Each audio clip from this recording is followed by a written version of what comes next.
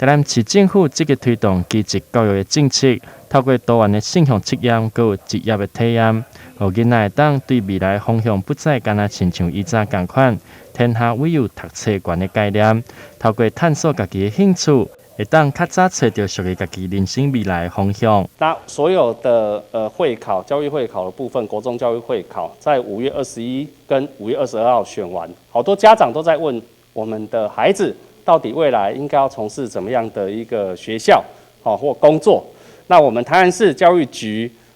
本来我们在5月26、27会办我们的技职的博览会，但是受到疫情的影响也没关系，我们就一样把它改成这一个医化的我们的技职的博览会。那这一次技职博览会的网站主题非常丰富，包括我们在7大的群科16个我们的类科里面，包括有我们的29个学校，我们的产业还有观光工厂都加入在这个网站里面，让大家可以参考。那这一次也很有创意，我们做了这一个技职的漫画，那希望说大家能够点阅我们的2022我们台南的技职博览会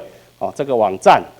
tctee.tn.edu.tw， 大家可以一起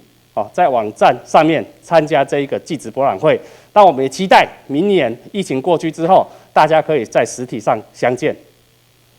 因应疫情的关系，伫咧短时间内底来进行调整，甲高中职、还有科技大学共同设立2022台南市医化技职博览会，互学生会当伫咧暂停实体上课的期间，会当透过网站来了解无共领域的内容，还有发展。虽然疫情严重，但是教育升学嘛是袂当断暂，互大家当更方便了解，来决定未来的人生方向。台南新闻刘品言采访报道。